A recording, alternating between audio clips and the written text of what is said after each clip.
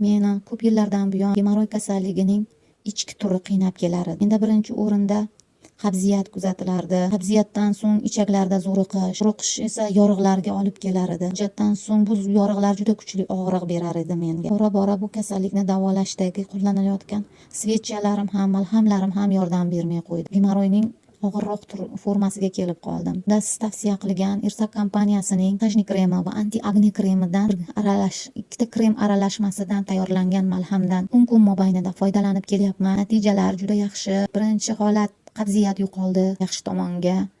Menda 3 kungacha cho'zilardi hojatga borish.